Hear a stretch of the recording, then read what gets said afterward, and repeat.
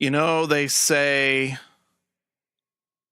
when it comes to comic books, when it comes to podcasts, when it comes to most episodic television, that you should always look at it as every episode, every book, every show is somebody's first time. First time listening, first time reading, first time watching. So if this is your first time listening to WNA, yeah, you hear that? I went through puberty. If this is your first time listening to the show, I am 14 years old and my balls just dropped. But also, I'm gonna just say, crack that open. WrestleMania weekend. That's right. Hit the intro. Check your feelings at the door because your boys are back. Whether it's happening in the ring or on the screen, you know they've got something to say about it. Are you ready? He's Robb English. He's Clifford L. Johnson. They are WNA. That's right. I'm Robb English. I'm Clifford L. Johnson. And we are WNA. So, last week's show, Chris was on. It was kind of a low energy show. I apologize to Chris.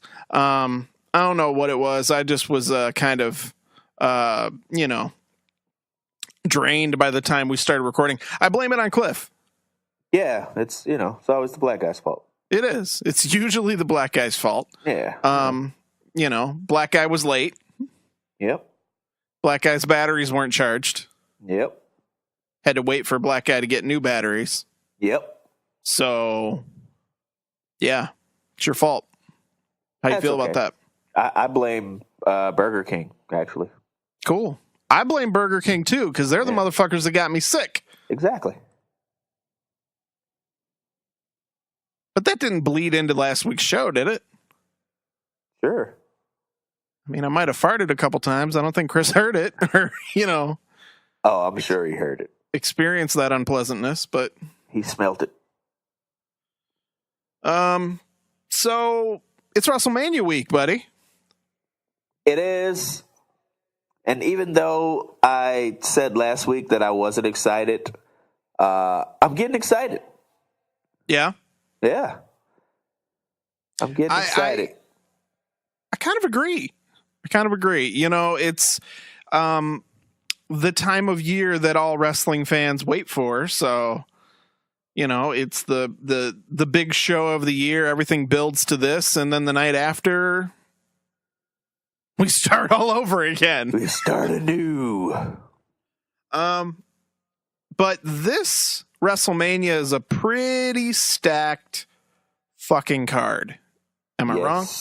It is. It is. I mean, early word is they're actually claiming that they have a 7.5 hour window for the show.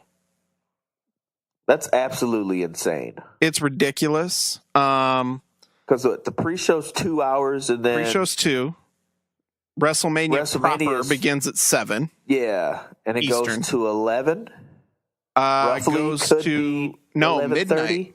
No. Midnight. Yes. It's 5 hours? Yes. Why? It's probably going to be 5.5, bro. No. Yes. What are they doing? I'm calling it right now. If Mania is not over by midnight, it's definitely going till close to 12:30. And I'd be shocked if it's over before midnight. That's insane. Yeah. Are they trying to break Wrestle Kingdom's record or something? I don't know what it is, but I still stand by what I said last year. If you're going to have Mania be a 7-hour show, split that bitch up. Do what, New Japan does for G1. Do it over a couple of days. Do half the show one night. Move Hall of Fame to Thursday. Move NXT to Friday. TakeOver. And then Saturday and Sunday, WrestleMania Night 1, WrestleMania Night 2. And then you don't have to go back and forth about, hey, who's going to close the show tonight? You can have one of your big matches close the show Saturday night, the other one close it on Sunday. You can still do an hour pre-show before each, so now you've got 4 hours, 4 hours. Yeah, but you know that whoever closes on Saturday are going to be pissed that they didn't close on Sunday. I don't know. I got an argument for that. I mean, I used to be that guy who got really bent out of shape about, oh, somebody's, opening the show on Mania. Oh, man. Think about it, though. You're still the opening match of WrestleMania. Yeah. You're the opening match. You're kicking off the show. You're getting everybody ready for the show. I can't tell you half the time who was the third or fourth match on Mania every year, but I generally can remember who was the first match on Mania. Well, they usually put the workhorses as the first. That gets the blood boiling, and I'm cool with that. But now it's like, I guess it's like a difference since they're actually, they're making it a point now to talk about kickoff shows and stuff like that. And I think it's kind of unfair for some of the wrestlers to have to be on the pre-show, but I get it. Everybody can't have a match at Mania, but I thought they would at least learn their lesson, at least this year, in regards to one match in particular that I'm butthurt about, and that's the Cruiserweight Championship. Yeah, you're butthurt, and so is every other fucking mark on Well, Twitter. we should be, because they have bust their ass all year, and especially, they have, and especially the last couple of months since Trips took over, and the build-up for everything that was going on with the tournament and everything, I just feel like it should have been given. They could at least opened the actual WrestleMania, because once again, just like they did with Neville, why he left was because his match was left off the fucking DVD.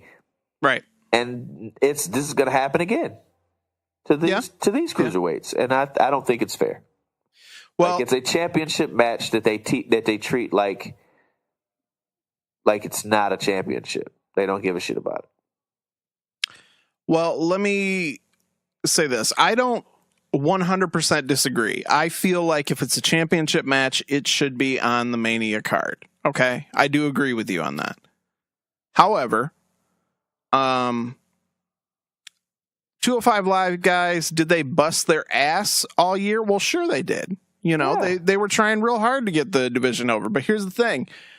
Up until about 2 months ago, you and most of the other marks that are complaining on Twitter didn't give a flying fuck about 205 Live. True. Well, I did. Okay. Because Enzo was the champ at the time, and I was an Enzo. Fuck Enzo. I was an Enzo guy. And mark my words, you would never know this. However, if Enzo never got in trouble and he was still a champ, I bet you his match would have been on WrestleMania.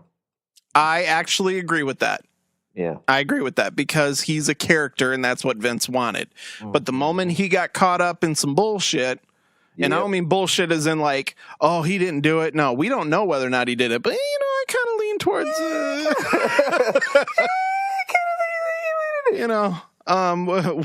where there's a little bit of a skeevy feeling, which there usually was with Enzo. You kind of tend to believe the rumors. But once Trips took over and started making it NXT North, then people cared. Yeah. And I cared. I've watched more 205 Live in the last 2 months than I did since the entire show started. But do I think that means that it should be on the card versus something else getting more time? I don't, because it's not being put on the card for you and me and the other marks out there. It's being put on the card because it's a championship match. it settles the storyline, but guess what? It's still going to settle the storyline on the pre-show. Now, when the Usos and New Day a few months ago, when their match was on the pre-show for SummerSlam, that was bullshit. Bullshit. Because it was one of the hottest feuds in the company.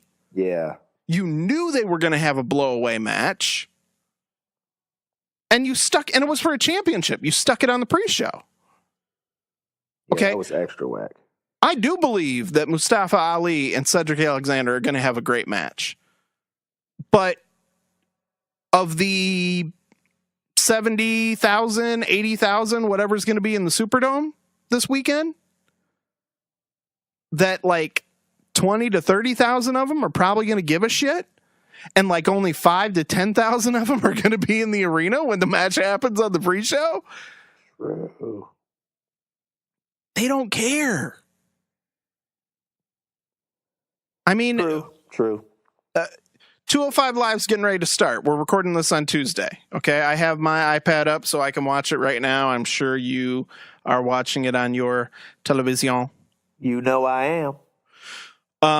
Do I think we're going to hear the crowd going cuckoo for these 205 Live guys? I would love to say yes, but do I believe they will? Nope. No, I don't. Probably not.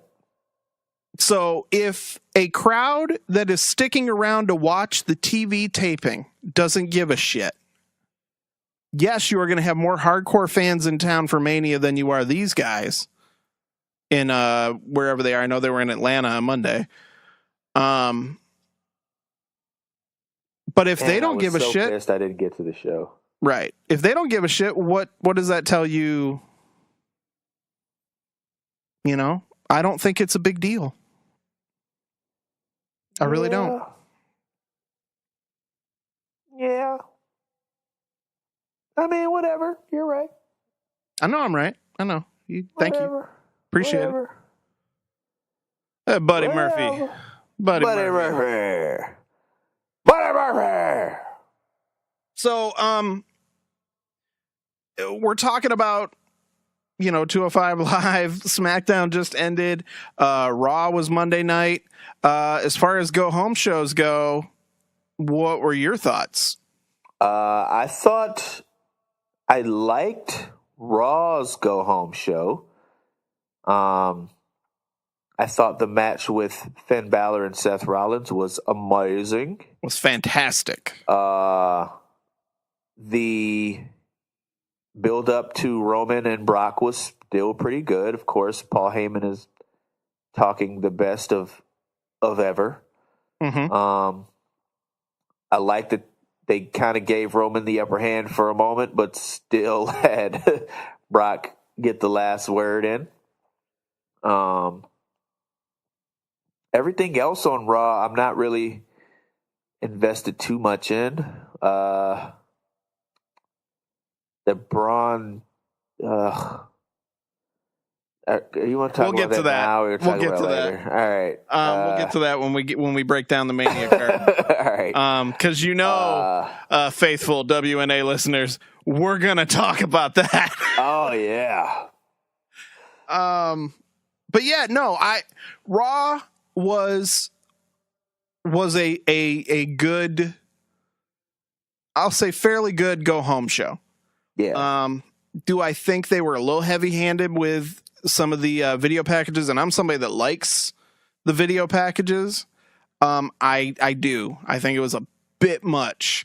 SmackDown tonight, however, felt like it was about 75% video packages, including when they would cut to commercial and they do the picture-on-picture gimmick, and the commercial was a WrestleMania commercial or video package. Just like, hey, guys, look at the sign. Now, look at the commercial.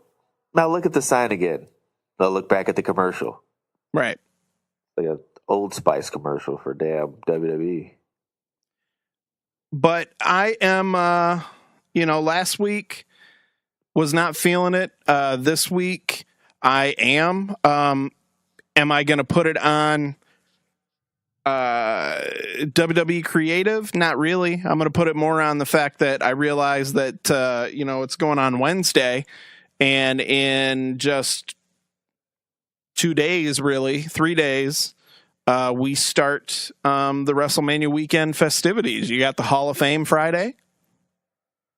I'm hopeful that Mark Henry wears his salmon-colored jacket for the Hall of Fame induction, because that his same special salmon jacket. Yeah, that salmon jacket he wore during that retirement, fake retirement when he beat down John Cena. Man, that was by far one of the best Raw segments of all time. I blame it on the jacket. That Pepto-Bismol jacket, that was just, that's what put it over the top for me. So I hope he wears it. And if he does, I will be very grateful. So yeah, you have the Hall of Fame on Friday. You have the NXT show on Saturday, TakeOver, which we're going to get into in a little bit. I'm really hopeful that the hospital I'll be staying in Saturday night has Wi-Fi. Wait, because, I did a little minor, overnight thing I got to do on Saturday. Some tests or whatever. AIDS is acting up again. AIDS is acting up. Gotcha. I got to get that, what's that, they have vaccines now for AIDS. Is that what it is? Yeah, sure. I gotta lay in bed and let it take effect. Why are we joking about that? I don't know. It's not funny. I don't think AIDS gets the respect it deserves anymore. No?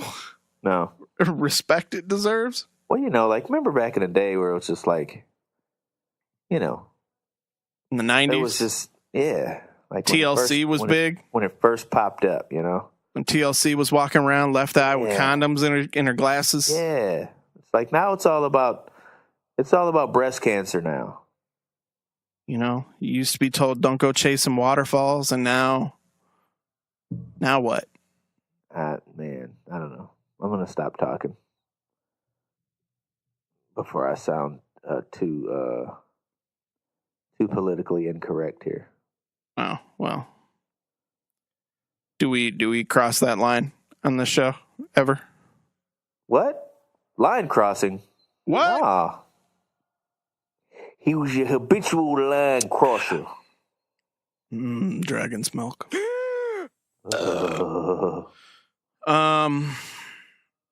And then Sunday, the 7.5 hour extravaganza.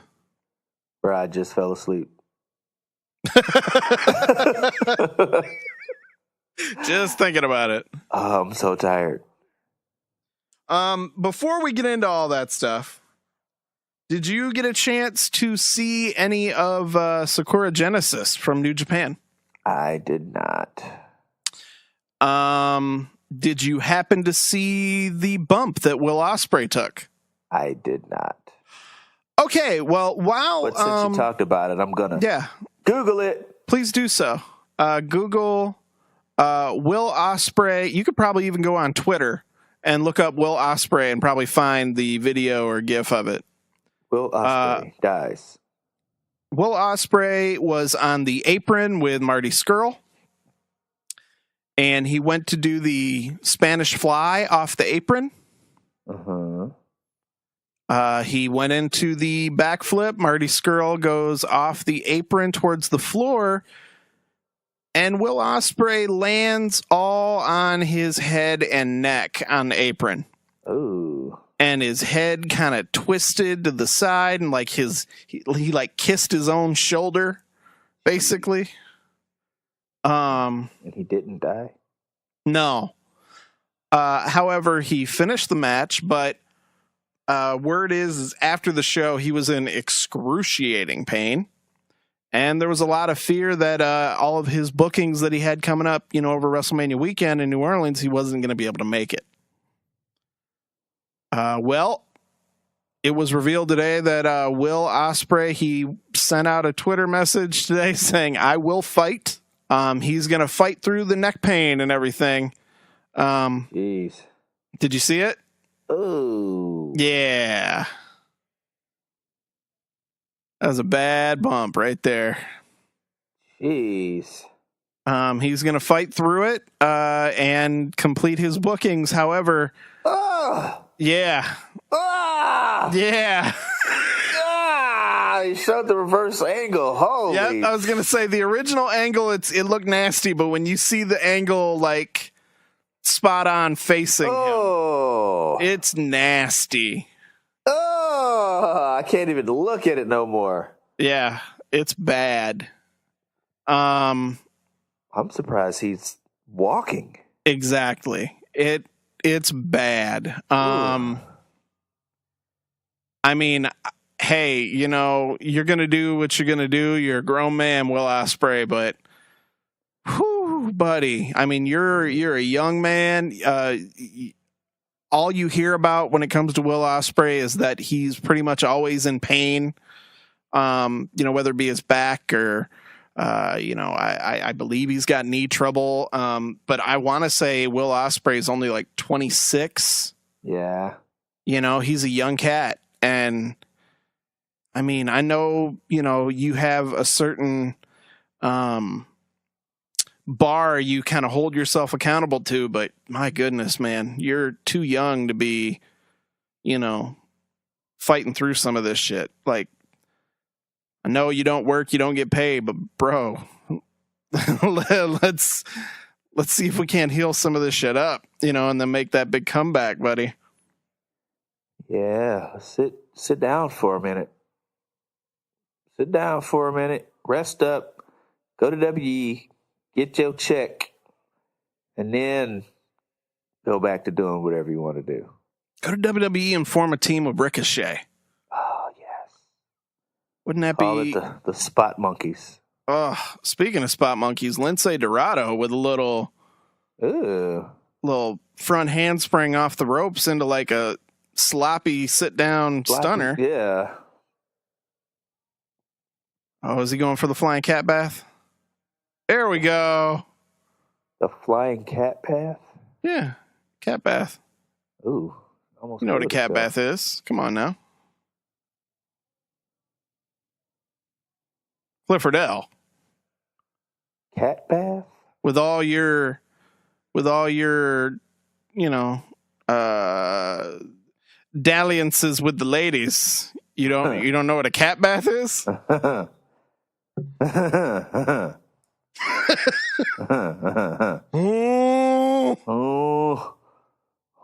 my god. Oh my god. I wonder if you'll ever tell that story on the show someday. No, never. You don't have to name names. Never.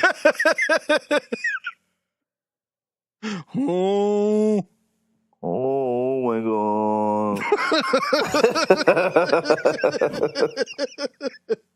If I get enough tweets about it, maybe I'll talk about it. There you go. Just tweet at Cliff Does It All. Tell the story. Hashtag WNA must know.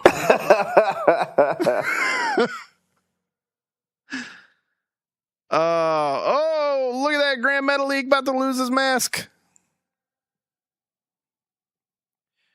Shut your face. Oh, I'm sorry. Shut my face. You know who else should shut their face? Who? Disco Inferno. Oh, man. Why, Disco? Why are you even speaking?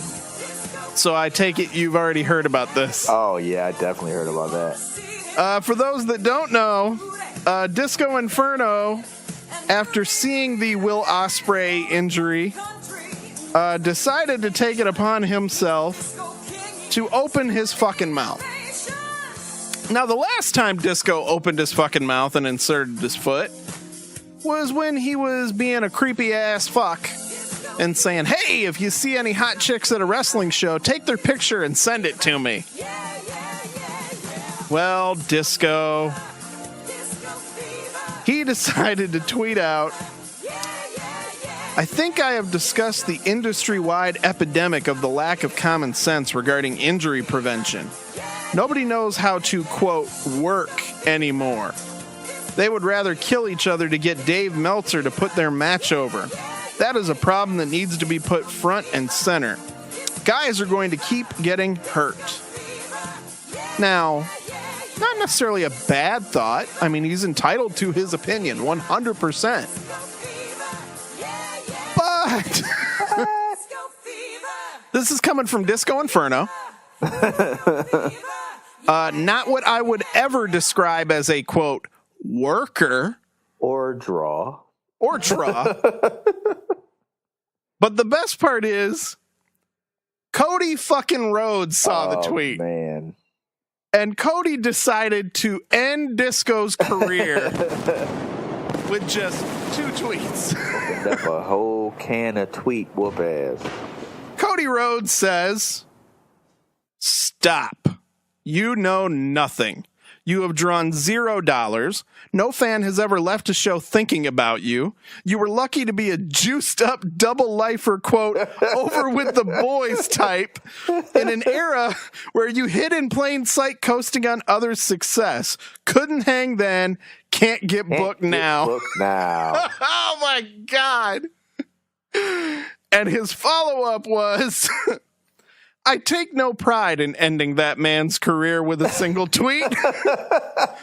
But this whole quote, they're doing it wrong. I know how to do it right. They're exposing the business.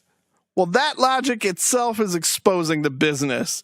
Don't let the bitter have a place in our world. Conversation is done." Done. Cody. Thank you, Cody. Oh my goodness. He deserved it.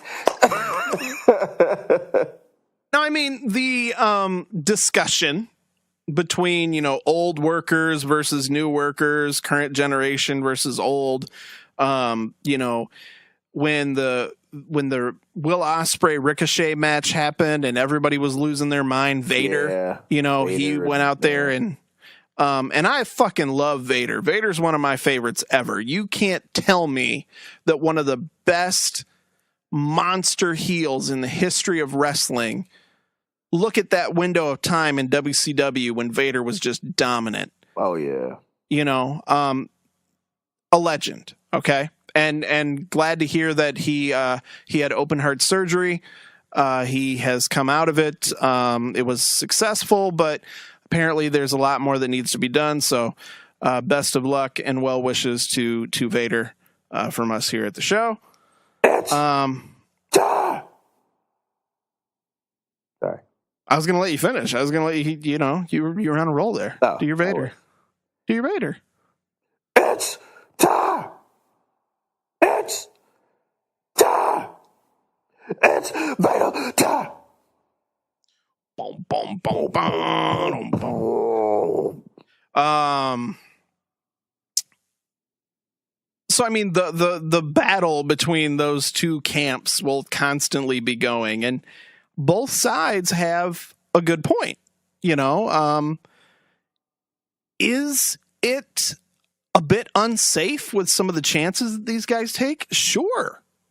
Yeah. Do I think at times too much is done in a match? I do. I really do. I mean, I love watching it. Do not get me wrong. But when you have that match every night, it becomes less special when you pull out some of that stuff. You have to continue to do more. True, but by that logic, it's like saying, man, LeBron shouldn't dunk every night. It's like, if you can do that shit, I want to see it, because at the end of the day, you may be seeing it on TV, but most people aren't going to see it. Like, you get to pull out those matches and those moves. They're going from town to town, especially on the indies. Like, they're going from, you know, buildings with, you know, maybe 1,000 people, maybe.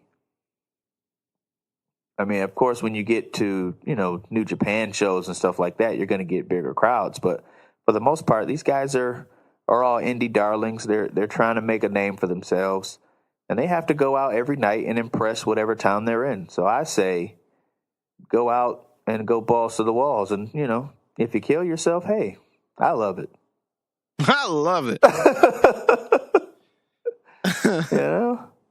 Be careful, of course, but yeah. No, I get it. You make a good point. You do. But on the other side of the fence, as I went on my rant, I believe it was episode 5 when Randy Orton was pulling his shit on Twitter. Oh yeah. Dude, if people were into that old school style of wrestling, it'd still be hot right now. Right. People'd still be all over it. But time changes. The business will change. The style in the ring is going to have to change with it. And especially when you're talking about some of these guys like Will Ospreay, like, the cruiserweights, most of the guys in NXT right now are all under 6 feet tall. When you're that big, you can't do the power spots. You can't believably do some of the shit that guys the size of a Randy Orton can do. Right. What can you do? Oh, you rely on your speed, you rely on your agility, and that's a different style. Well, if it's going to get you noticed, rumble, young man, rumble. Do what you got to do. Right. Do it.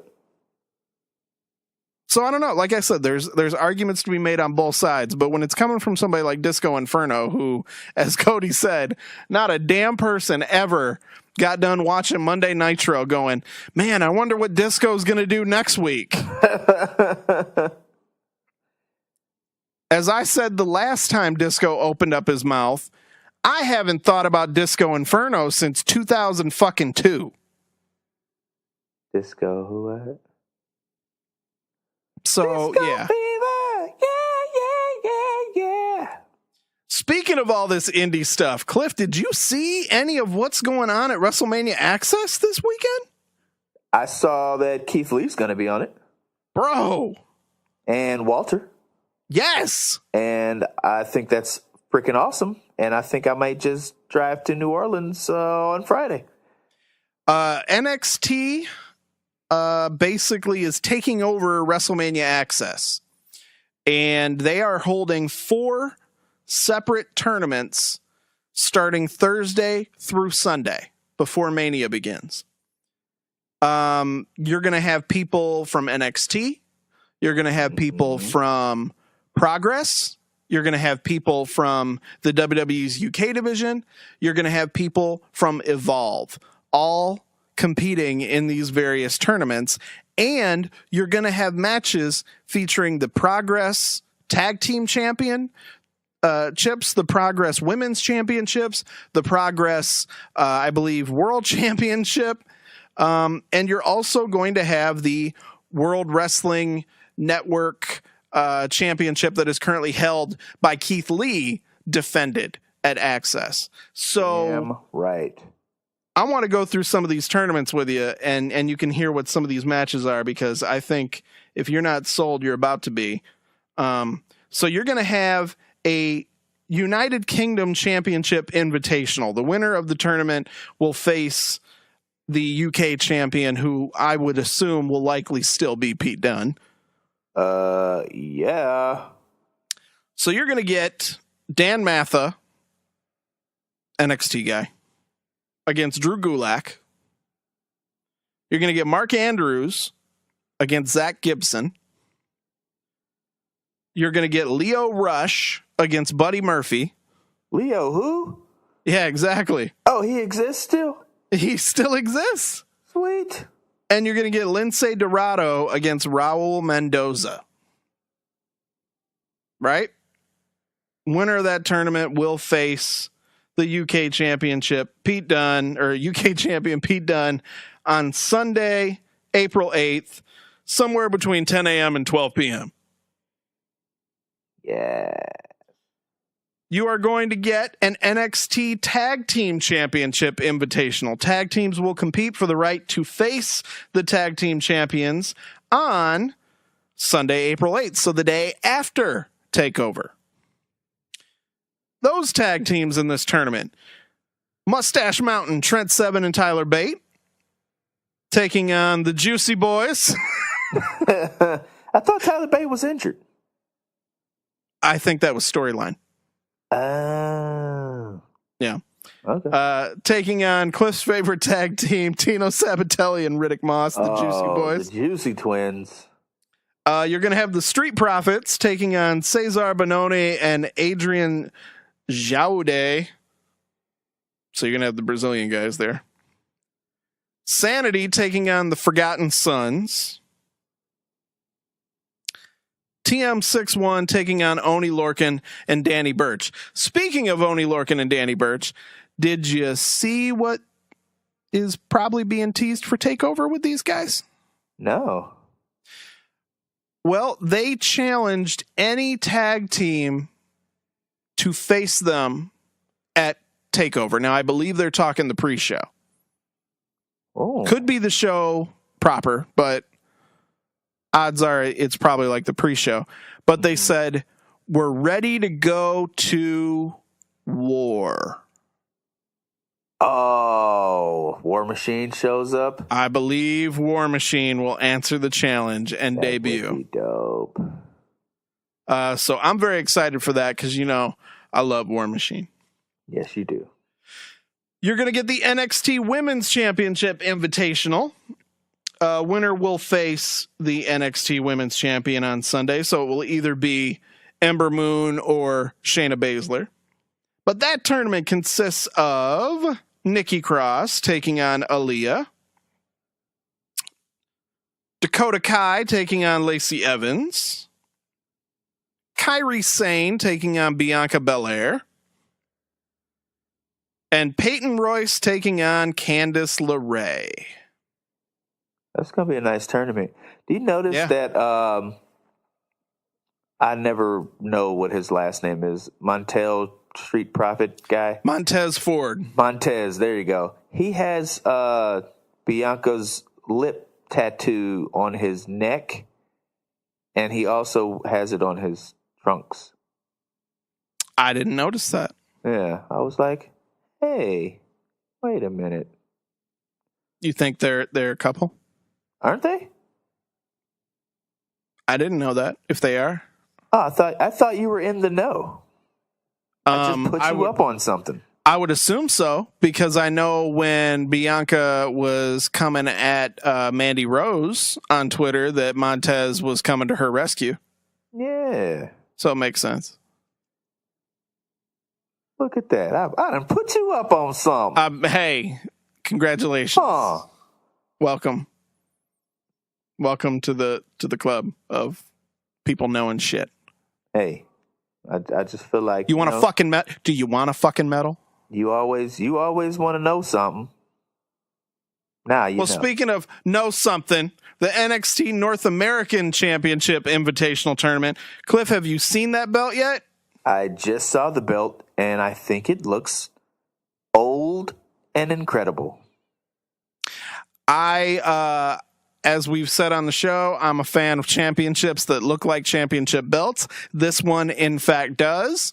However, whoever the belt maker is that has been making WWE belts lately, I'm not a fan. You don't like it? I think it's a really, really great throwback. I think it's a good throwback. Awesome. It looks like a championship. However, I don't like the giant circle plate look. What would you rather it be? Just a cutout of North America? No, but you could have it look differently. It doesn't have to be a giant circle. That's why I hate the fucking tag team titles. Now those titles are just ugly as shit. You know? The whole two Spartan thing like that. Right. Yeah, that thing's stupid. Although the Spartans, go green. But yeah, I like this belt. I think it looks cool. Well, in the tournament to face the winner of the North American Championship match at TakeOver, you are going to get Fabian Eichner taking on Jason Kincaid, Akira Tozawa taking on Kona Reeves. So somebody apparently remembered that Kona Reeves works there. Right. Chris Dijak taking on Arya Davari, and Hideo Itami taking on Wolfgang. Are these matches going to be on the WWE Network? I am going to lean towards no. That's whack. You are also going to get some other matches taking place at Access that are, as we talked about, crazy indie crossover shit. You're going to get a WWN Championship match that I wish was on the goddamn network. WWN Champion Keith Lee versus Cassius Ohno. Ooh, that match is going to be insane. Right? You're also going to get, like I said, Progress matches. You're going to get the Progress Championship matches. At some point, you're going to get on Saturday, Cassius Ohno is going to take on Walter from Progress. So Cassius another Ohno insane is just match. like, he's the go-to guy when they're like, hey, we need you to just go put on a great match. Go out there in your tighty whities and your fucking, snug ass basketball jersey and go crazy. And lose. Yeah. But have a good showing. That's right. So, do you want to get to the WrestleMania card? Do you want to start breaking this down? I know we kind of did a quick breakdown the other day, but I think we can get a little bit more in depth with TakeOver and WrestleMania now, since obviously you folks are listening to this on Friday. We got a couple beers in us. We're about to give our honest thoughts on the show coming up in just a couple days. Well, since we've got like 17,000 matches to go through, let's just not spend too much time on anyone. No, we're just going to make our way through it. Especially if we don't give a shit about it. I think, though, we need to discuss TakeOver first. Ooh. Okay. So excited. Let's start with the women's championship match for NXT. You got the Phenom, a fucking goddamn nickname that I goddamn hate.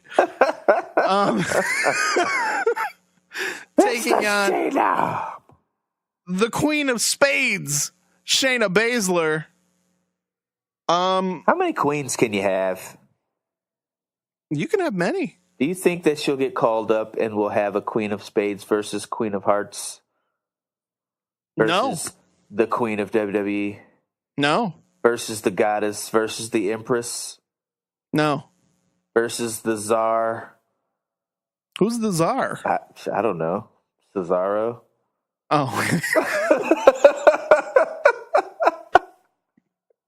I thought you were going to tell me the dictator Rusev. The dictator. What? Whoa. Pause. Dictator. I've been told by our friends over at Wretched Wrestling that I talk too much about dick on this show. Speaking of dick, did you happen to see Finn Balor's blue trunks?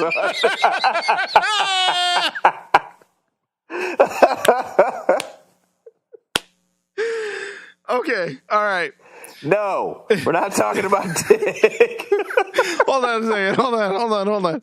So, what's funny now is, with this show, half the time it's just you and me. It feels like we just sit down, and this is, guys, if you ever wonder what it's like to sit through a pay-per-view with me and Cliff, it's kind of like this show.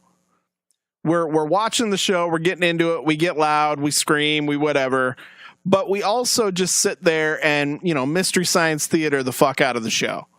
we like to crack our jokes. We like to whatever. And half the time when I sit back and I listen to the week's show and I hear some of the shit that we say, I go, maybe I shouldn't have said that on mic. So the Finn Balor cock jokes. Hey, I said it. I can't take it back. But what's funny now is because of this show, I always know when somebody pops up on screen. Oh my God, Buddy Murphy just killed Kalisto. What? Oh! Yep, he's dead. Holy shit. And I think he just broke his wrist or something. Oh, they're showing the replay. Oh my God. Did they not learn from Will Ospreay? I mean, I know Buddy Murphy was doing that suplex in NXT, that running vertical suplex, but you're supposed to make sure he hits the edge of the damn ring. He hit the corner and the corner. Fucked up his own wrist or something doing it. Oh. Yeah, that was brutal. Oh, wow. I like these random outbursts we have when we're watching 205 Live now. It happens every week. Right. So anyways, like I said, it's kind of like watching a pay-per-view with us, this show. So so now I kind of know when people pop up on WWE television that the Twitter notifications are going to start blowing up on my phone. And when Finn came out and I saw him wearing the blue jacket, I went, oh, shit.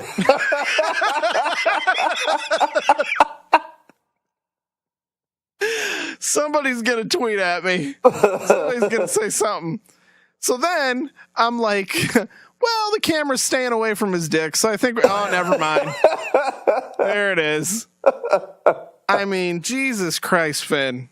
The old shillelagh. Did you notice when he wears them blue trunks?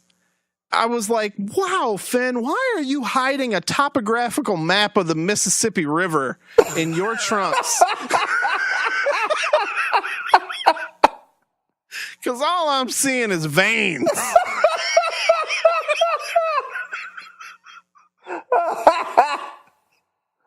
Oh, God, no. Oh, burn it from my brain. Please. Oh, get it out of my brain. I was like, holy shit.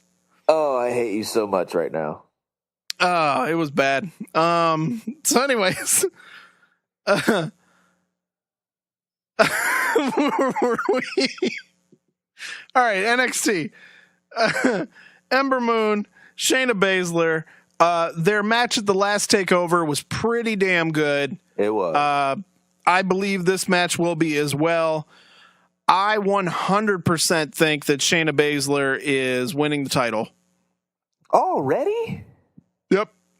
I think she's winning the title, and Ember Moon is on the fast track to call up City.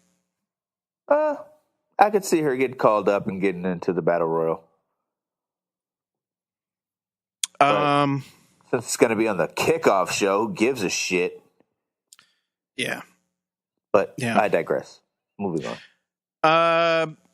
Let's get to the triple threat tag team match for the NXT championships and the Dusty Road Classic trophy. You are going to have the Undisputed Era, the champions, Kyle O'Reilly and Adam Cole taking the place of Bobby Fish since Bobby Fish tore his ACL. Yo, that was a dope spot. Sorry. Which one? You didn't see that, the monkey flip onto the table? I did not. I was looking down at my phone.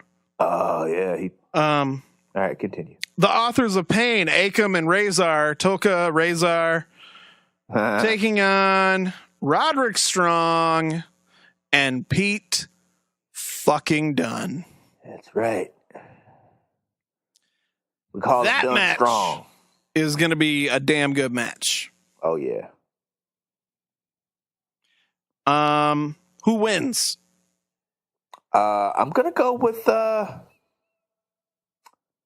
I'm gonna go with Pete and Roderick. Really? Yeah. I was going to say Undisputed Era retains. Yeah, I'm thinking that. I really just want Pete and Strong to win, but Undisputed Era will retain. Yeah. All right. Moving on to the ladder match for the inaugural NXT North American Championship. The winner will obviously be facing the winner of that tournament. But this match decides the first champion, and it will be a ladder match. I just want Ricochet to do something crazy. I'm guaranteeing you he does. You're going to get EC3 versus Killian Dane versus the man with the 33-foot wide head, Lars Sullivan, taking on the man who the crowd has just turned into an Uber face in NXT, Velveteen Dream. Velveteen Dream. Taking on Ricochet, taking on Adam Cole. So Adam Cole is going to work that triple threat tag match and this ladder match. I think he should win both of them. I believe Adam Cole will be the North American champion. The only other person I could see walking out with the belt would be Velveteen Dream. I could see him giving it to EC3. Yeah, that's a possibility, but I don't see it. I think EC3 goes into the world title. Yeah. Or actually, I take that back. EC3 with the belt makes sense, and then you have Adam Cole go into the world title shot with the winner of that match. I could go with that too. Moving along. For the record, the crowd is eating up this Kalisto Buddy Murphy match right now. Yeah? Yeah, it's actually amazing. It is. I mean, from what I'm watching there. Shit right now. Thank you for letting the cruiserweights be cruiserweights. Cruiserweights. Okay, continue. The match of quite possibly the night, in my opinion. The unsanctioned match, Johnny Gargano versus Tommaso Ciampa. If Gargano wins, he'll be reinstated, but if Ciampa wins, Gargano will be banned from NXT. Who wins? Tommaso Ciampa wins. Gargano goes to 205 Live. I agree 100%. Moving on. Yep. No, I think this match is going to be awesome. There's not much else to say about that feud anymore. It's like this is going to be the culmination. They're going to have a incredible match. Yeah. Like, it's going to be great. Now, my only thing is that if it's a quote-unquote unsanctioned match, what does that mean? Does that mean that there's no ref, or does it mean their pinfalls count anywhere, or what is it? Is it basically just like a no DQ match and they still... Oh, they're going to show the suplex again! Ow! Oh, man. Oh, Folks, yeah. if you did not watch 205 Live this week, you have to watch it for the Kalisto Buddy Murphy match for that suplex spot alone. The match was damn good, but that suplex spot was just... Yeah, they did some really dope stuff in this match. Oh, okay. There's that monkey flip spot. I like that.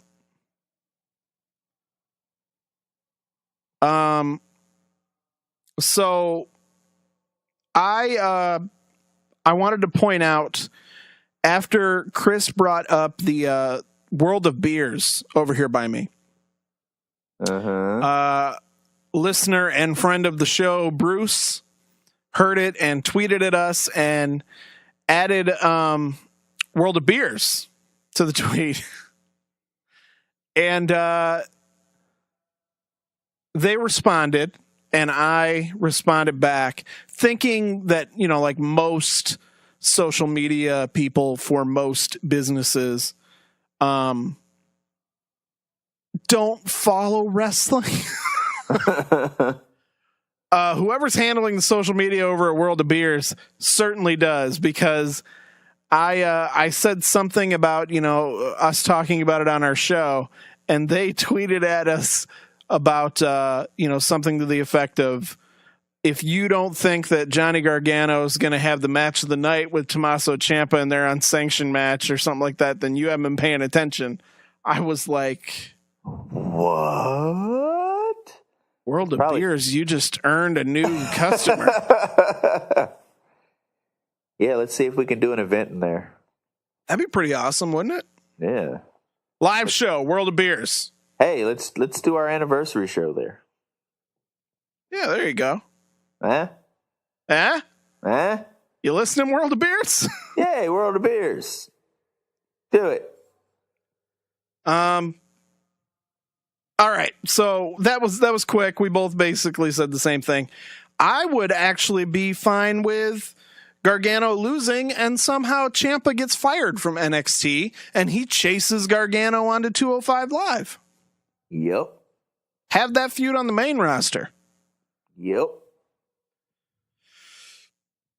Main event of the night, NXT Championship match.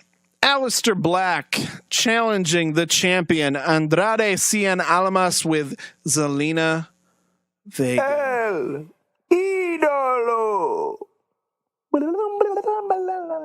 Oh. Is that the actual words of the song? That's the beginning of the song. They go.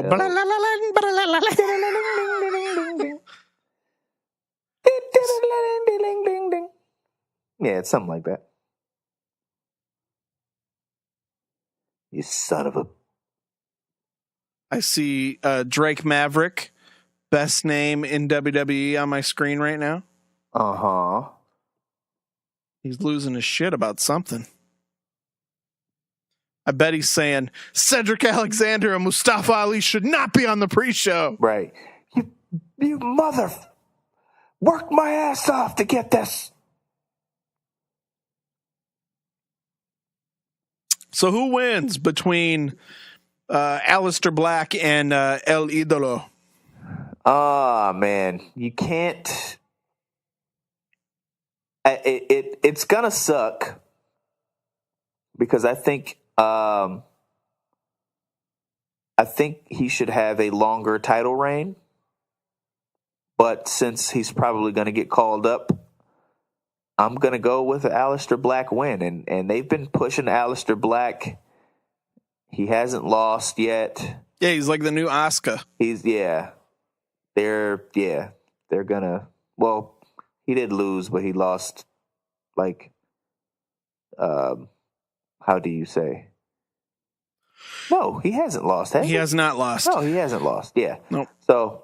yeah, I think that the way that they've been pushing Aleister Black and the way that he's been getting his ass beat recently, I think he's definitely going to win. And he definitely deserves to. Even though Andrade, I really like him as champion. I do too. And I really, really like Zelina Vega. Oh, I love it. I love it. I think Zelina Vega, Andrade was an afterthought. Oh, yeah. Until she was added to the show, added to his whole presentation there. Yeah. And she's made him something. Relevant. I mean, he's always had solid to really good matches. Yeah, his matches have always been great, but character-wise... and even when he went heel, it didn't quite work until they added her to the package. Yeah. Couple that with the fact that, she's very easy to look at. I'm a fan, and I believe he's going to end up on that main roster very soon. So yeah, I agree. I think Aleister Black wins, and I think he goes on to have a feud with Adam Cole, leading into baby. The summer months, if you will. Probably SummerSlam. You're going to have Aleister Black against Adam Cole.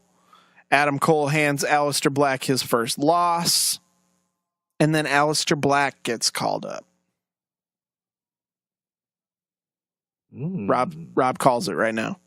Write it down, everybody. Calling it now. All right. Let's get into this 7.5 hour long WrestleMania card. Dude, if I don't care about the match, I'm just going to give you the... Give an answer. That's yay all I or want. nay, because I'm not talking about this shit all night. Right. Andre the Giant Memorial Battle Royal. Who wins? Who cares? All right. I do want to ask one question. So this whole storyline with Dolph Ziggler walking out of the company and then renegotiating to come back after he lost the U.S. title, gave it up the next night, left to show up at the Royal Rumble, got number 30, got eliminated, and is now back in the Andre the Giant Memorial Battle Royal. So dumb. Boy, I'm sure Dolph Ziggler's very happy he chose to stay in WWE. Bruh. I'm like, wait. And he's not even going back after the U.S. title. Like, what? Nope. What was the point? There was no point. There was no point. Yeah, I give no shits. I'm going to say I don't necessarily care who wins, but I'm going to stick with one of my earlier predictions and say Big Cass is a surprise entrant and he wins. Yep. The WrestleMania Women's Battle Royal with the trophy that resembles a uterus. I thought that wasn't real. And then until they you showed saw the it photo on Raw. Yep, when they like showed it on actual Raw. Physical championship, and I was like, "Oh God, it's real." Yep, it really looks like the female reproductive system, and that is just hysterical. Yep. So who wins the uterus trophy? Sasha Banks. Think Sasha, huh? Yeah. I still go with one of my earlier predictions. I think Becky Lynch. All right. The match that's got you fired up and the video package that's on our screen right now. The finals for the WWE Cruiserweight Championship tournament. The Cruiserweight Championship match, the vacant title, is going to be put around the waist of the winner between Cedric Alexander and Mustafa Ali. Who wins? It better be Cedric, damn it. It better be Cedric freaking Alexander. I agree. We're pretty much in line with most of our predictions tonight. I think that it should be Cedric Alexander as well. I wouldn't be shocked if they gave it to Mustafa Ali. I wouldn't either, because if they're trying to build somebody, I think Mustafa needs the belt more than Cedric does. As far as getting over, even though of course the title doesn't make the man, but you know, blah blah blah blah blah. Right. I think Mustafa could use it more, but I think Cedric deserves it more. I agree. I have thought pretty much since day one, back when the Cruiserweight Classic was happening, that Cedric Alexander should be one of the more pushed commodities in the Cruiserweight division. I actually think that Cedric Alexander should put a little bit of weight back on and go up to the main roster, because I think he's that damn good. He is pretty good. Considering that he used to wrestle at 235, you know, why not? He could be your next highlight reel competitor on the main roster, in my opinion. But I think that it should be Cedric that wins, but I wouldn't be 100% shocked to see Mustafa, but I'm going to go with Cedric. I can't believe he keeps that 30 pounds off. Well, you know. I mean, I'm sure they, give or take, but still. Yeah. Like, that's difficult, man. Yeah, man. Or maybe he was juiced to the gills when he was on the Independents. Who knows? Maybe he was. Who knows? Who knows? All right. Fatal 4-way match for the United States Championship. You have Bobby Roode taking on Rusev taking on Jinder Mahal taking on Randy goddamn Orton. Who wins? Sunday is Rusev Day. Every day is Rusev Day, sir. I stand corrected. When you are fortunate enough that the Lord puts breath in your lungs for you to wake another day and see the sunshine, you know it's Rusev Day. That's right. So, Rusev Day. You think Rusev wins? Yeah. All right. I want Rusev to win. However, gonna have to go with my gut here. Gonna have to go with my gut. I'm gonna have to go with my soul. I'm gonna have to go with the song that makes me shake my ass every goddamn time when it comes on. We haven't done it in a while. I even got a tweet earlier this evening from our boy Neon White, Coach Kidwell, when he said, bring it back to WNA podcast. So, Coach, this one's for you.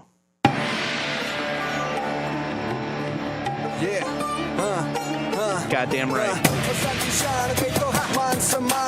In case you didn't know, when that music was playing right there, I was dancing.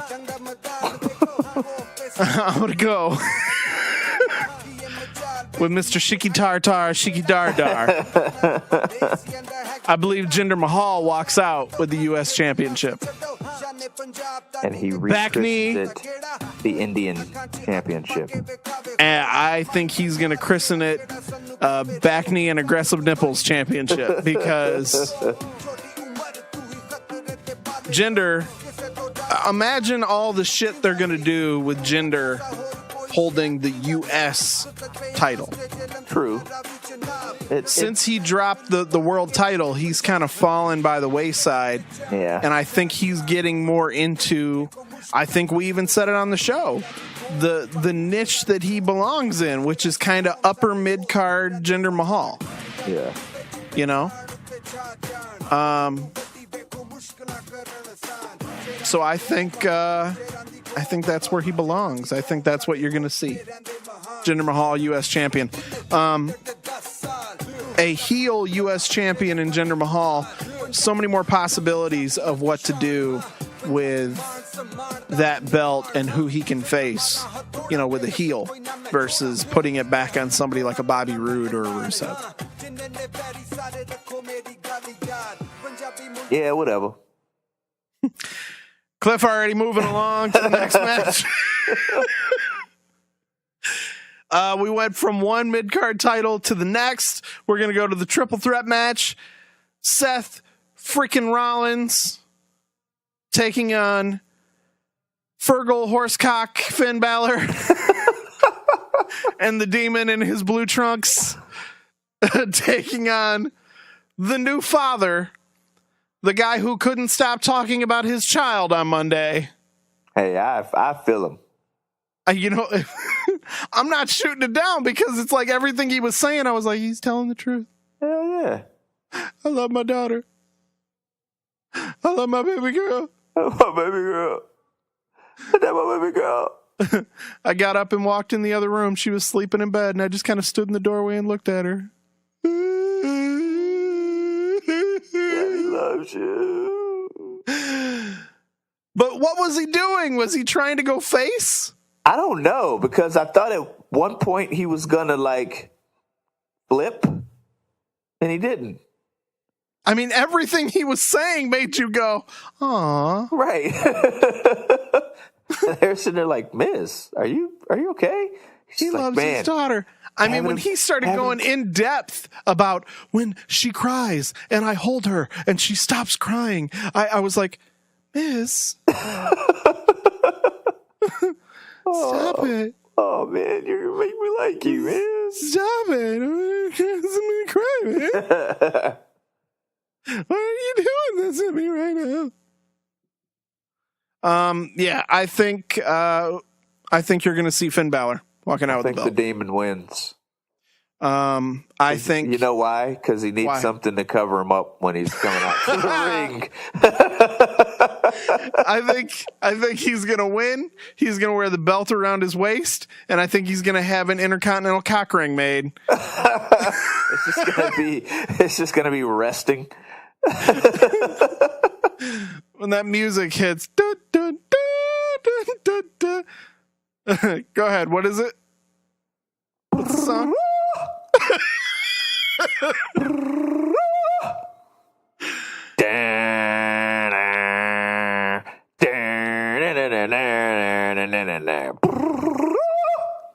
I mean, you remember Cena used to walk around with that shirt that said the champ is here with the arrow pointing down?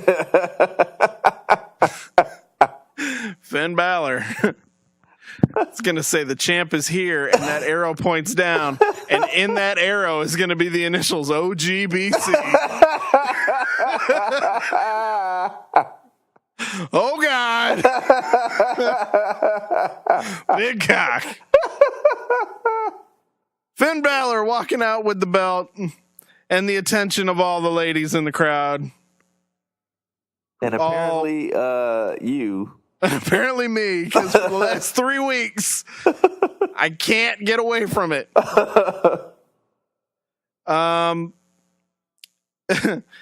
Let's go to the Raw Women's Championship match. Champion Alexa Bliss, the goddess, taking on the lovely Nia Jax.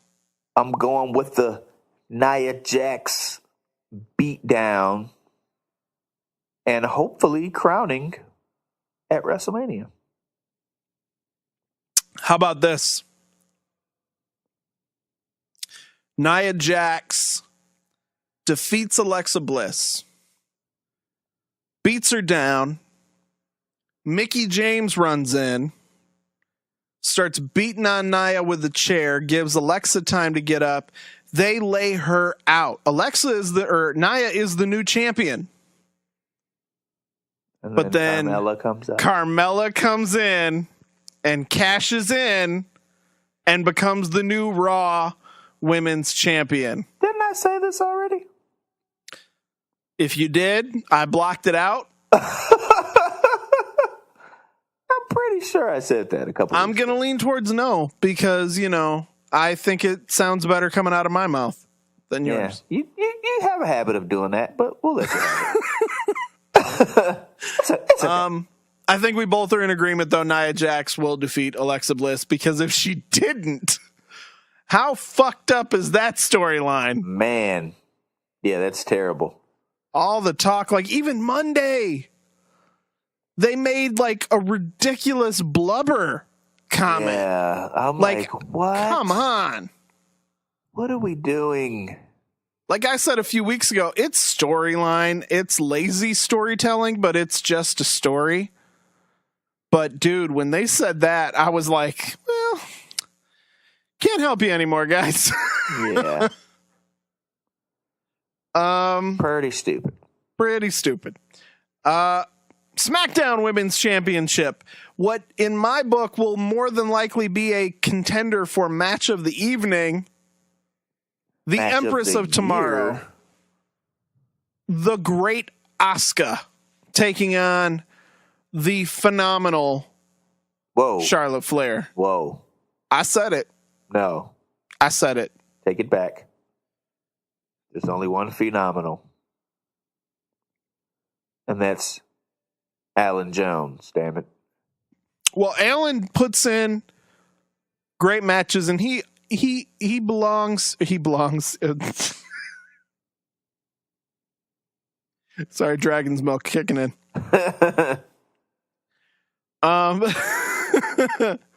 Is this where you're going to drop that rewind sound effect on me? You know I am. God damn you. For the last few weeks, you've been doing that. Every time I misspeak, all of a sudden I hear... I'm glad that all you do is put that sound effect in and you don't rewind it and like replay what I said. No. Because that will be fucked up. Bad enough when I hear it and cringe and then the rewind sound effect comes in. I don't need to hear it again. But now that you said something, I'm definitely going to do it now. You fucker. Thanks. God, yeah, fuel to the fire, brother. Yeah, you Fergal, you.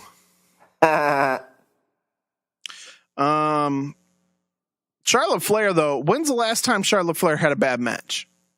I'd like to go with never. Exactly. Okay. Yep. So you couple that with somebody like Asuka, this match is going to be fucking great. That's right. MOTY, buddy. All right. Who wins? Asuka better fucking win. I agree completely. I agree. I think not only should she win, but if you're dumb enough to have the Carmella cash in afterwards, because just like they did tonight and they've been doing for the last several weeks, all of a sudden they remember that Carmella's got the briefcase. Right. And they've been doing all the teasing. So you know she's cashing in very soon. If not Sunday, probably the Tuesday after. Okay. Yeah. I worry for her sake that she's going to lose. That Asuka's going to lose? No, Carmella, when she cashes in. Oh, yeah. You know what? So if that does happen, if Carmella cashes in the Money in the Bank, I would much rather her beat Asuka with those types of circumstances. Like, I would be okay with that. I do not, under any circumstances, want Carmella to lose when she cashes in or be the person to beat Asuka's streak. You can't have it all. Yes, you can. If she cashes in on Nia. True. Or whoever is the Raw champion. Why not, if you're not going to do it at Mania, why not wait until the next Superstar Shakeup? Wouldn't that be a nice surprise? You have a women's championship match that night, the champion gets beaten down, and then all of a sudden you reveal that the new member of the Raw roster, when her music plays and she comes out with the briefcase? Yeah. I'd be okay with it. So yeah. Match of the night. Asuka is your new champion. Because I think Asuka should keep her streak unless somebody comes along that is worthy enough to take that streak, or they decide to give it to somebody who doesn't need it, like Ronda Rousey. Because you know what's going to happen. Give it to Ronda. I have WWE Network playing on my iPad right now. You're watching it right now too, I assume. Just as we're speaking, old Blue Trunks is coming out right now. Old Blue Trunks. I mean, at least I got my girl Sasha standing next to him right now. It's growing next to Sasha. It is. Fuck. I was Finn Balor. It would be too. God damn it. I'd be like, do you like the Blue Trunks? Do you like them? You see how it shows off my meat and potatoes? Oh, moving on. Legit boss. How about legit balls?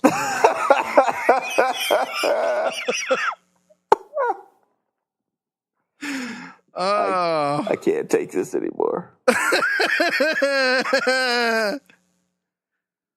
Okay. All right. I've been holding off on this one because I knew that when we got to this match, Cliff was going to have a fucking aneurysm because of what happened on Monday.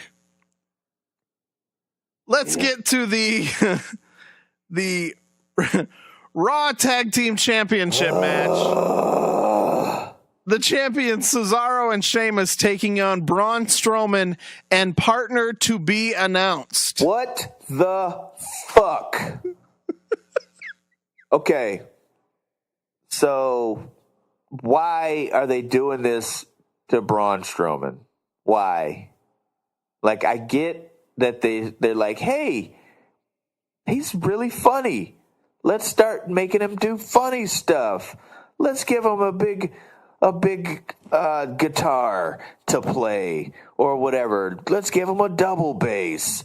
Oh, let's give him a piano now. It's funny to see the big dumb guy playing the piano, huh? Oh, now. But he introduced his new partner on Monday. Oh, God. Why? Did you know that he had a twin brother? Did you know that they did this thing in TNA called Abyss and Joseph Parks? Like, this is dumb. Brains Strowman. Brains and Braun. I'm going to go ahead and say, for a moment now, we're going to let you listen to the introduction of Braun's twin brother, Braun Strowman. Whoever it is going to have a match.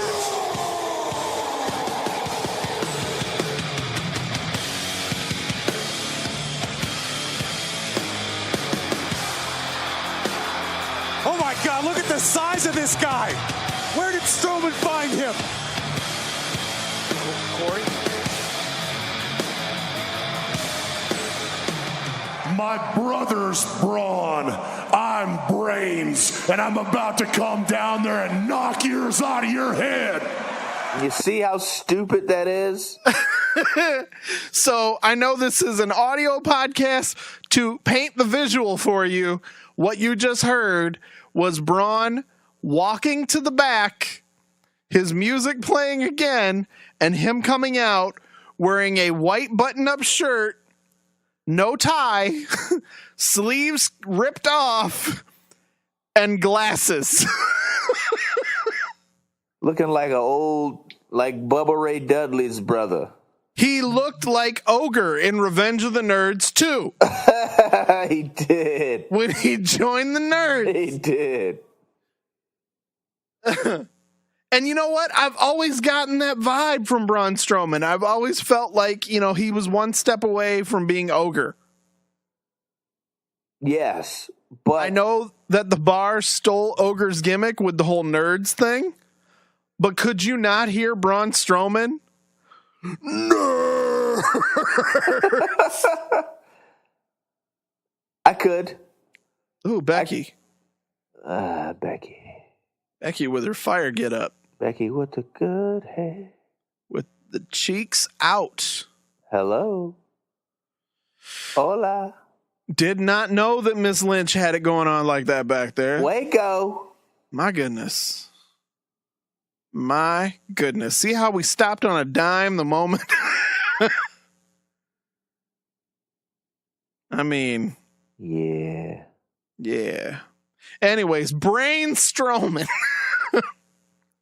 Now, obviously, Braun Strowman is not going to be Braun's partner at WrestleMania. You are going to get a real partner. I have long been saying that I want it to be Samoa Joe. I last week said that I thought it could be Bobby Lashley. However, Some news came out over the last couple of days that has made me rethink who I think it's going to be, and I think everybody's going to be very disappointed when it is revealed to be this person. The man that I said it was going to be last week? Who? Dean Ambrose? Nope. What? If it is Dean Ambrose, allow me to give a preemptive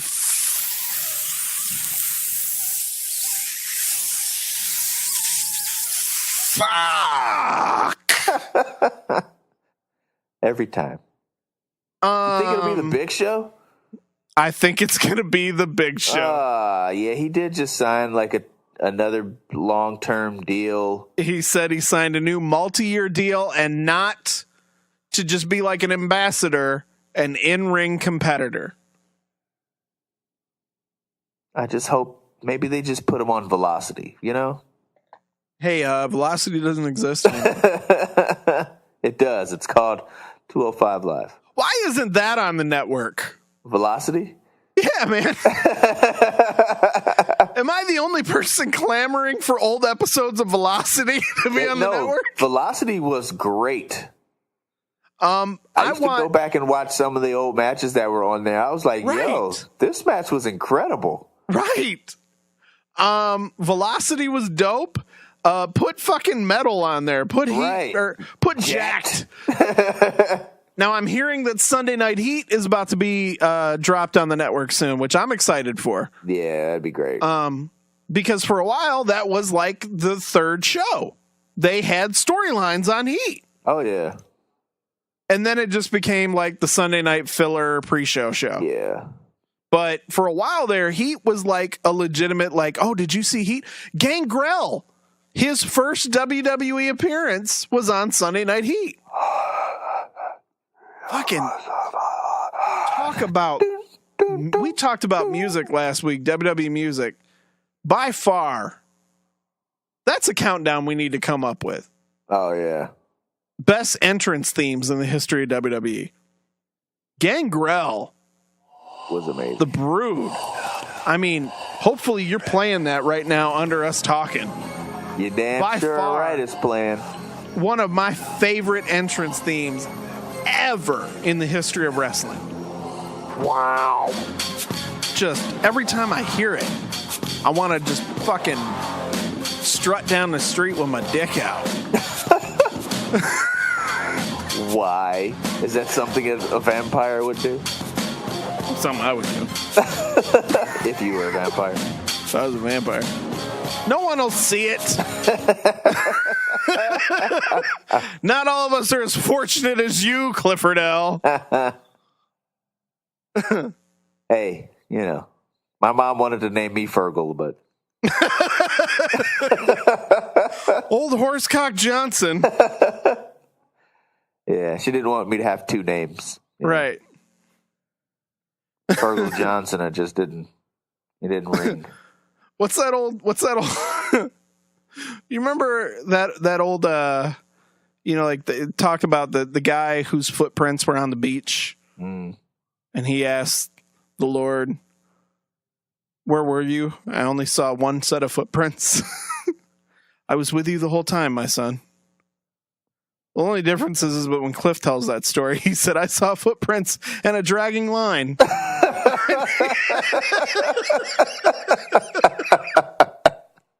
I thought a snake was following me, but I couldn't find the snake. You and Finn. So, who wins? I think it's obvious whoever Braun's partner is going to be that they're going to win the titles, right? Of course. Yeah. I really hope it's not the Big Show. Because that means that we'll have to get another Big Show Braun like blow off match. But their matches have been good. They were good, but I don't want to watch it anymore. I don't either. I would rather see a Braun Samoa Joe feud than a Braun Big Show feud. True. So yeah, Braun wins with whoever his partner is. Praying for Samoa Joe, hoping it's not Big Show, but it'll probably be. Blah. Moving on to the triple threat tag team match for the SmackDown tag team titles. You are getting the Usos champions, Sons of Rikishi, who this year have turned their characters around into by far the most crown jewel of the tag team division. The most interesting characters in tag team wrestling, bar none, in the business right now. Most definitely. I'm sure that's pissing off some marks right now who are saying, "Oh, Young Bucks," but I'm sorry. I fucking love Usos right now. Yeah, they're killing it right now. Okay, their promos are sensational. Their matches are always good, and they're not doing, the crazy flip shit. They're doing a WWE style match in a new way. Yeah. You know what I mean? Usos taking on the New Day, taking on the Bludgeon Brothers. Your new favorite tag team. My new favorite tag team. Hammers, y'all. Hashtag hammers. I honestly would like to see the Usos retain. Yeah. However, I think it would be rather silly to not put it on the Bludgeon Brothers. I agree completely. Yeah. Not just because they're like my new favorite tag team, but because you've built them up to be these beasts. I mean, when they took out the New Day and they took out the Usos, if you have them show up at Mania and lose their first loss since this kind of rebranding as the Bludgeon Brothers, then what else do you do with them? What do you do? Yeah. There's nothing else to do at this point. The monsters have lost. You take a lot of the intimidation factor away from them by having them lose right away. So, yeah, put it on the Bludgeon Brothers. Give Luke Harper a fucking belt, for God's sake. Do you disagree? No, not at all. I can't believe I'm asking for Eric Rowan to be a champion, but, Luke Harper needs some gold, goddammit. Or in the case of the SmackDown title, some blue and silver. Yeah. I think the Bludgeon Brothers should win. Yep. All right. So now we're getting into the big dog matches. Let's go with the match that if you watched Monday, you would think was the main event for the next 3 WrestleManias. Triple H and Stephanie McMahon taking on Kurt Angle and Ronda Rousey. Kurt and Ronda better win. Yeah.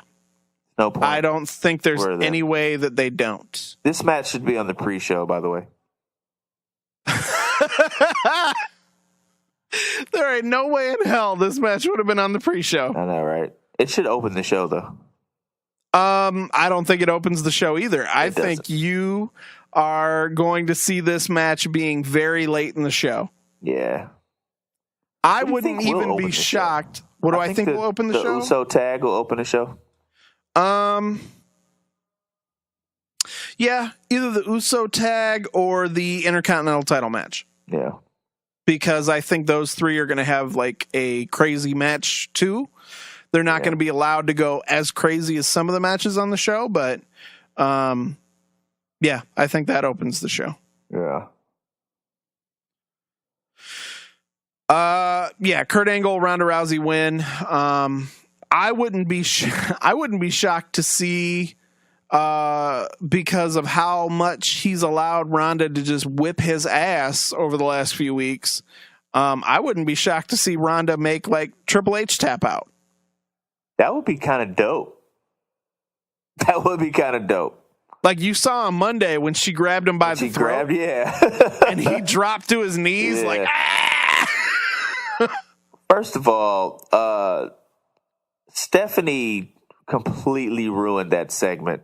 I agree with you completely. Oh my goodness. Oh my God, I'm so glad you said that. I was gonna say something to this effect in a minute had you not said anything, but oh my God, can we talk about this? Rhonda, just remember that you chose this path. This is all on you. Okay? You are going to lose at WrestleMania. In the record books, your very first match in WWE is going to be a loss to me.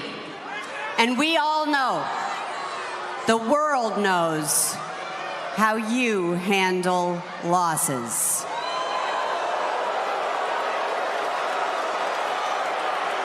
Stephanie McMahon, I get it, okay? Her character is a heel. However, the difference between her and her dad is her dad knew when to show his ass. Yeah. Knew when to make himself look like I'm in way over my head and I'm going to get my ass beat. Tune in to watch it happen. How come it doesn't matter if it's a male or a female? Stephanie McMahon never backs down to anyone, never looks scared, and looks like a fucking monster compared to everybody. Now, I'm perfectly fine with her putting Ronda through the table on Monday, but what I didn't like is when they went face to face and she was acting like, I'm not even scared of you, Ronda. She was like getting all up in her face. This is Ronda Rousey. I'm scared of Ronda Rousey. Triple H is scared of Ronda Rousey. Right. If Ronda gave me that death look that she gives people, I'd hand her my wallet. But not if you're Stephanie McMahon, a untrained mother of three, an executive. She's going to stand up there and be like, bitch, I could take you. Come on now. So bad. I'm glad you saw that. I am glad you saw that. Yeah. Because I felt the same way. It kind of took me out of the segment. Because all I'm doing is looking at Stephanie McMahon's face going, stop it. Right. I'm not looking at it like, oh man, I can't wait till she gets her hands on you. I'm looking at it more like, why are you not scared? Yeah, it's I don't even want to talk about it anymore. I'm done. All right, moving on. Oh God, I can't open my phone. Okay, there we go. Did you have some issues there? I did. I couldn't get my phone open. Okay. I wasn't pushing the home button. Smart. I just want to point out that there's a very good chance right now that my dad is listening to this show. Really? What's up, Pops? This will be the first time he's listened to an episode of WNA. What's up? It only took him almost a year, but you know. Hey. He told me earlier today that he signed up for WWE Network. Really? Because he wanted to watch Mania. Really? And when I was talking to him about it, he said, oh yeah, he goes, I really like the network. I've been watching a lot of Steve Austin's podcasts and blah, blah, blah. And I was like, you know, if you like podcasts, I know I've mentioned it a few times, but kind of, there's a guy I know who, maybe you are responsible for him being on the planet, who you're also responsible for turning into a wrestling fan. Maybe you might want to listen to his show, Dad. So if you are listening, Dad, and you've been listening for the last hour and a half, yes, the show is always like this. And please don't be ashamed of me. Don't. With all the cock talk. But you know what? You're watching.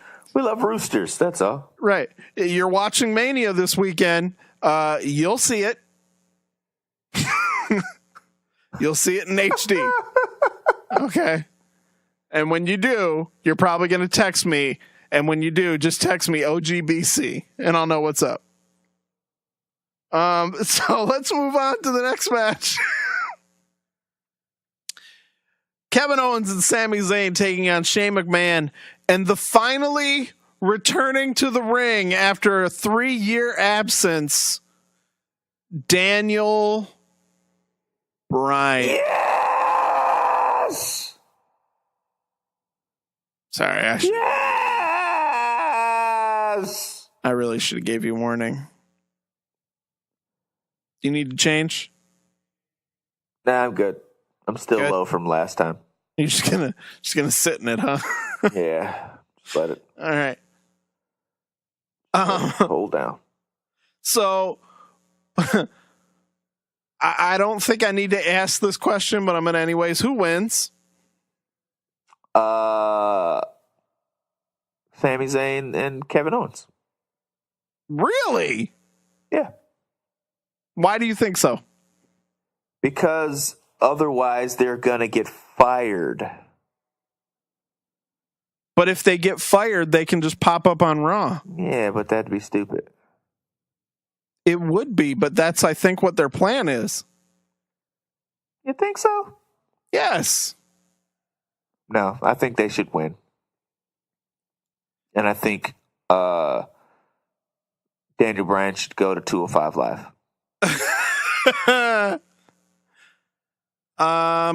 I think Daniel Bryan, Shane McMahon win. Can I point out how fucking nuts that Shane McMahon is? Yeah, for him to actually wrestle this damn match after being diagnosed with diverticulitis. Diverticulitis, a staph infection, and umbilical hernia. This is not storyline. This is shoot. Okay? He's going to wrestle that way. He's stupid. Fuck you. Yeah. I ain't doing it. Not at all. I'm thinking maybe they're still going to find a replacement for him, though. I guarantee you he's wrestling that match. Guaranteed. 100%. Nah. Either if they wouldn't clear Daniel Bryan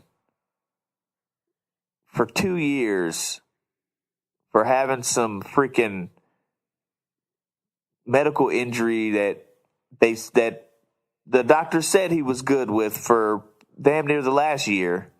Come on, it wasn't like he had turf toe. He had concussion issues. He was having seizures. He had a lesion on his brain. But the lesion hasn't been seen for a year. A year's a long time. You're right. But Shane McMahon was just in the hospital. Like 2 weeks ago. Like, no, dude. Sit your ass down. You want to know why it's different?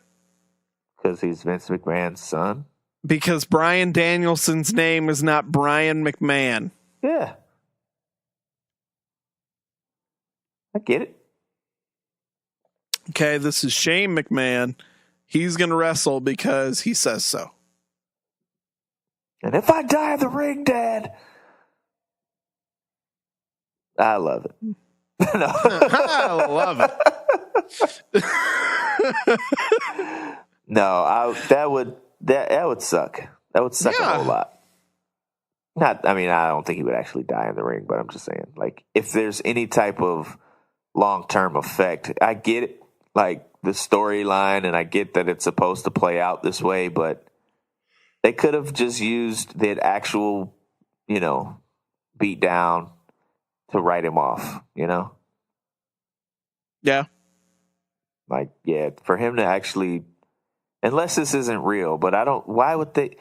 That's the one thing I hate about wrestling nowadays. Sometimes it's just like, you don't know what's real and what's not, which is, I guess a good thing, but still, like when they start to lying about real injuries and say that they have certain symptoms that they don't, I just be like, I don't know what to believe, and I don't like it. I don't like it at all. All right. Let's move on to the two big matches of the show. The dream match. The match that most of us hardcore fans have been waiting for since the moment they both stepped into WWE ring. Yeah. Never did we think that it would ever happen at a WrestleMania, and never did we ever think that not only would it happen at a WrestleMania, but it would happen for the WWE Championship. The champion, the phenomenal AJ Styles versus Knee to Fizz Shinsuke Nakamura. That was good. Thank you. That's a good one. Thank you. AJ Styles versus Shinsuke Nakamura. The phenomenal one versus the rock star. I think everybody is anticipating this match to be incredible. MOTY? God, I hope so. It's going to be great. Who wins? Ooh.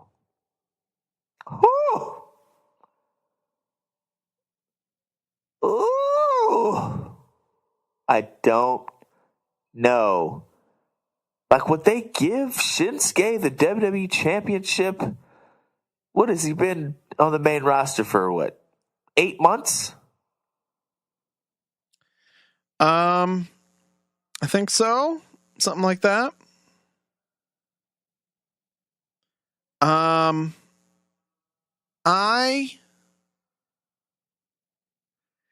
Oh man, I could see them letting AJ retain. Yeah. But I could also see and think that it is more than possible that Nakamura wins the belt. I think he needs to win the belt.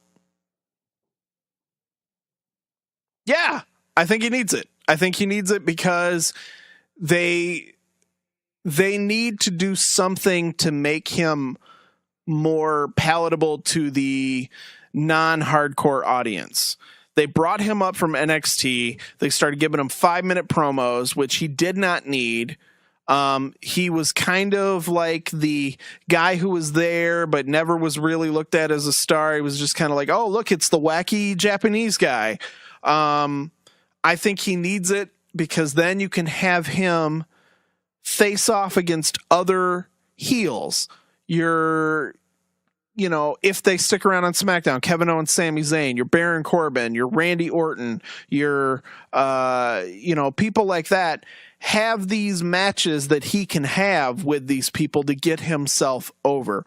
Dolph Ziggler, just give him some of these people to chew up and spit out. Yeah. Give him a good reign. Yeah. I wouldn't be shocked to see him keep it on AJ, but I don't think he needs it. Send him over to Raw. Please let the full. You can't call it the Balor Club though with AJ there. Nope. But I think Finn and the club will end up over on SmackDown. Think so? Yep. The whole swap. Just make AJ and Finn a tag team and call it a day. All right. Moving on to the main event. I cringe. The match that you know is going on last. The match that all the hardcores in the crowd are going to boo. Boo the shit out of it. Brock Lesnar, the Universal Champion, taking on Roman Reigns. Is there any way in hell Roman Reigns does not win this match? No, no, no, and no. And why is it? What have they been building up this whole year to the one moment that you know is going to happen in this match, and what's it going to be? Oh my God! Oh my God! Roman Reigns just kicked out of the F5! You're goddamn right. That's if JR would be calling that match. Braun didn't kick out. Joe didn't kick out. Finn didn't kick out. Seth didn't kick out. Dean didn't kick out. Everybody got hit with a single F5. Goldberg didn't kick out. And they all lost. One so F5, when that's all it takes. Super Roman kicks out, it's the story that Vince wants to tell. Oh, yeah. Roman kicks out. Roman beats Brock. Brock goes to the UFC. Heyman likely follows behind with him. And your new champion, Roman Reigns. And the marks go ballistic. I can't. Hashtag cancel WWE Network. Again. Right. For the fourth time. I really want to screenshot that and then look for old tweets from those same people and go, wait, you said this back then. Why do you still have it?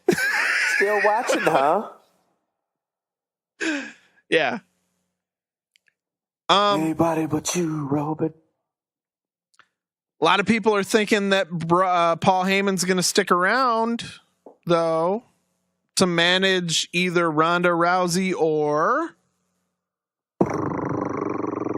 Roman Reigns. What? To which I say, please no. No. I don't believe that. A heel Roman with Paul Heyman as his manager? But why, though?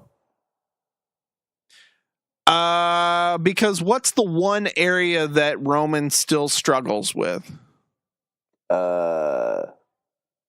That one area that Paul Heyman excels at. Not putting enough grease in his hair?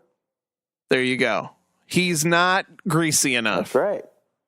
He doesn't have that Bret Hart. Ew. Look.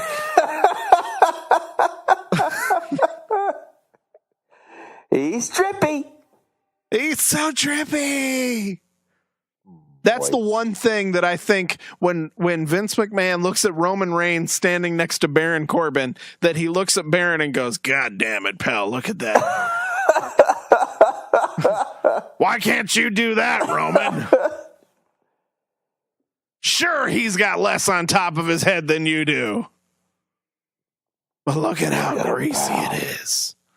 Look at how moist he is. Look at that. Look at that sheen.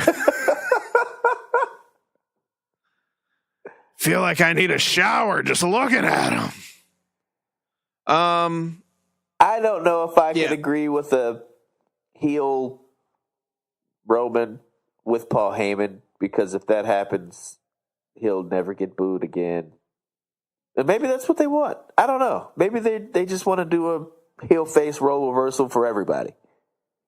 I don't want him to go heel because I know that there's a lot of people out there that fucking boo the shit out of him and are the same people that go, he should just go heel so that when he goes heel, you can cheer him. I don't want it to happen just to spite you. We're talking to you, Thomas. Talking to you. I'm sure there's I guarantee there's some of our PWO brothers that probably fit into that category. I don't want it to happen for that specific reason. Because if it happens, guess what's going to happen? Vince is going to hear you cheering for Roman. His fucking dick's going to get hard. He's going to swap him back face. Bye-bye, Paul Heyman. It'll happen by goddamn SummerSlam. Oh, man. But everything will happen as according to plan because Roman Reigns will be over and he will lead the new era into 2028. I mean, it does make sense for Roman to be a heel because there's more options for challengers with a heel Roman versus a face Roman. Yeah. You know, Seth, Dean, Braun, Joe, AJ. fucking AJ, Elias, fucking if you want to throw the Hardys in there, do it. You know, broken Bray Wyatt when he comes back. You know, with his dreads pulled up in a man bun or whatever his new look and character is going to be. Maybe he'll be Brother Husky. Who knows? How long are they going to keep him off TV? He'll probably show up at Mania. I could see him showing up. And what if he shows up and wins the Andre Battle Royal? What if he's Braun's partner? What if he's Braun's partner and he comes back as whatever this new Bray character is going to be? Yeah, because, you know. Maybe he'll be like a superhero. Stand back. There's a Bayou Warlock coming. Coming through. I want Bray Wyatt to go away and come back as a sexy cop. Wow.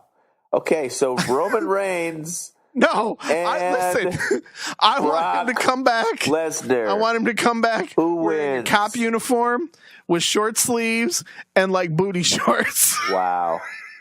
You want him to be Terry? I want him to come back dressed that way. I want them to lower him from the ceiling on a rope with a megaphone in his hand. Well, then he'd just be Tyler Breeze. A glittery disco ball going off around him, and he's screaming at the crowd, "You all have the right to remain sexy." So he's a fashion popo now. You're all under arrest for being what? For being hard. So Roman kicks out of the F5. And then he spears Brock Lesnar. One spear, by the way. And wins the WWE Universal Championship.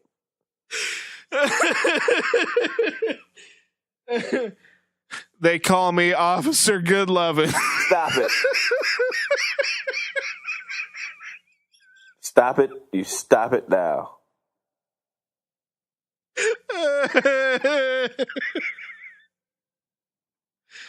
Is it me, or do manatees look like penises with fins? They do. They look like penises with fins.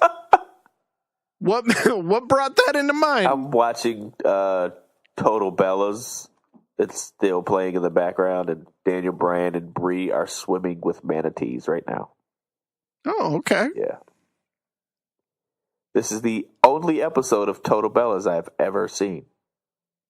Cool. Yeah. Proud of you. Cool. All right. Yes. Yeah. Yes. Yes. Speaking of Total Bellas, there's another character on this show. His name is John Juan Cena.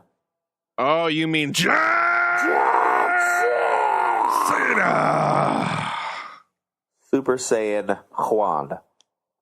So come Monday, he called out Taker one more time, and Taker no shows. Which is my prediction coming true. They are going to hold Taker until Mania. Agreed. I stand corrected. He will show up at Mania. I think it does make sense, though, if you look at it from the point of view that this guy's in his 50s. He's got a surgically repaired hip. Do you have a full-on match with John Cena at Mania? Or do you just have like a fight? You have a squash, a beat down. I'd be fine with the squash. Beat him down, call it a day. I'd be fine with a squash. I think it would make a lot of sense for it to be a squash. I think it would make a lot of sense whether he comes back as Biker Taker or Dead Man Taker. And I think he just beats Cena's ass. I still, like I said last week, think he should come back and make John Cena tap out. Does it even have to be a match, though? No. But I think to see Cena tap out would be enough to add to this whole Am I Done storyline that he's doing. I don't think he would tap, though. Because the Hell's Gate, I'd never give up. The Hell's Gate is pretty much just a pass-out submission. But when the air is being cut off from you, do you pass out or do you tap out in the hopes that he will let go? Not if it's not a match. Why would I do that? I would just keep choking you until you die. Then why would people always tap out to the Taz mission? Same thing. Well, that's in a match. I'm saying if Taker just comes down, puts the beat down on Cena, and puts him in the Hell's Gate, he has no real reason to tap because he doesn't have any reason to let him go. But I get what you're saying, though. Either or, I just think he needs to come down and beat the crap out of him. Yeah. Just put all the hands on him. Pause. All the hands. All the hands. All them hands. All of them. So, yeah. Do you have anything to say to the folks as we're getting ready to wrap it up? Well, I guess if you're listening to this, and today is Friday, April the 5th, or the 6th. Yeah, the 6th. Go see Blockers, damn it. There you go. Starring Juan Cena. Juan Cena. And maybe you'll get to see a certain WNA podcaster's name and their credits. Yeah. And if they do see your name in the credits, what would you like them to do? I would like you to screenshot that and at me, bro. At me on the Twitter. Yeah. And what will you do for those people that do that? I'll give you a good old shout out. Right here. Cool. On the WNA. There you go. Because that's how I roll. There you go. I also would like to promote the fact that I was on Walking Dead this past weekend. Well, that was you. Yep. You were the one guy they had came down, and then they had did the thing with the guy. Yep, I was the guy. That's awesome. I was the guy that had the thing done to him by the other guy. Wow. With that thing. And then I died, and I came back, and then I got killed again. Good job, man. You were like when that one guy did that thing to my head. You were like that was the guy. You had did that thing. Yep. That's pretty cool. Good job. Kept it under wraps until just now. Good job, man. What'd you think of that makeup job? You know, I didn't even know it was you. You didn't, That's huh? Crazy. Yeah. Crazy. They're like, I mean, when they were doing the makeup, I said, make me look dead. Make me look vascular, make me look veiny. Oh, you need a reference? Well, let me pull up this here picture. Yeah. You like the color blue? I hate you. Yeah. Yeah. You know what? Because on that note, it's time to go home. I'm Clifford L. And I'm Rob English saying to you, when life hands you adversity, always kick out at 2 veins. 2 veins. Hope you talk to me tomorrow. Sweet.